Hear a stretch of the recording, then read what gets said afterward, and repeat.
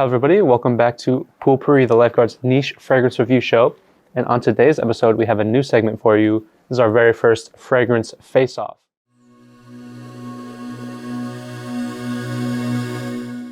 Now, Fragrance Face-Off is the show where we will be comparing two similar niche fragrances and analyzing them to find which one is right for you.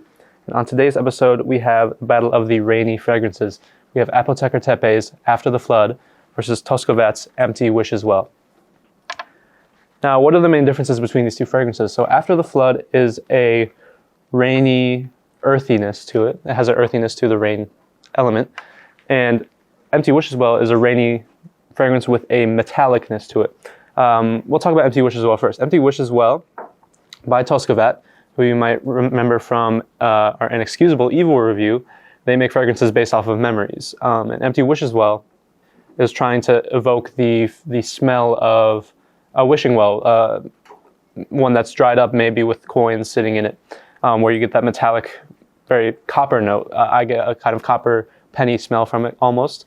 And when we were doing our testing, a lot of people said it had a vapor rub kind of smell to it, which I guess you can attribute to that.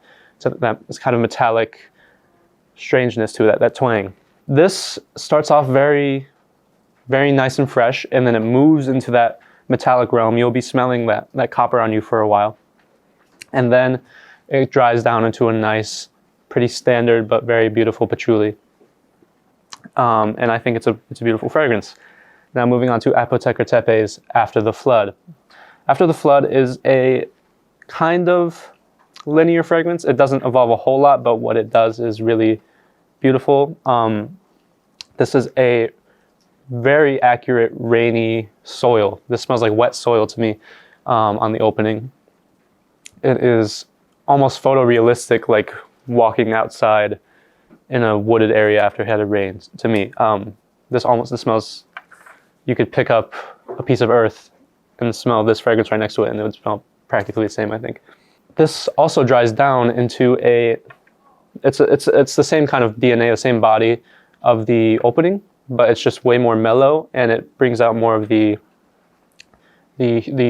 mushroom. There's a mushroom note in this. And more herbal grassiness that you don't get off the front just because it's so heavy on the soil.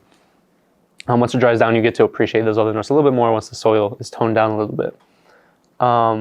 So comparing these two, we actually did a little bit of a smell trial. We had 26 respondents, and Empty Wishes Well won 18 votes to 8 votes on which they preferred. Now, like I said, most people said that Empty Wishes Well had a vapor rub smell to it. Some said it was too strong. Some said that they prefer After the Flood just because it feels less synthetic than this.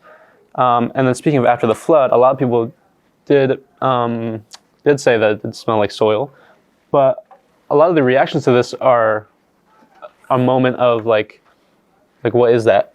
Like people would smell the card and then they'd back away, like what am I smelling? And I think this is a more challenging fragrance to appreciate just because it is that photorealistic naturalness. That is maybe not something you expect from a perfume, but it is still a gorgeous fragrance in my opinion. So if you're looking for the crowd pleaser, I definitely go for Empty Wishes Well, but my personal vote goes to After the Flood. But either way, you will not really go wrong with either of these fragrances. Empty Wishes Well does run a little bit more expensive, but I think they're both excellent products from the niche market. So thank you for tuning in to Pourri, our first fragrance face-off, and I will see you on the next episode.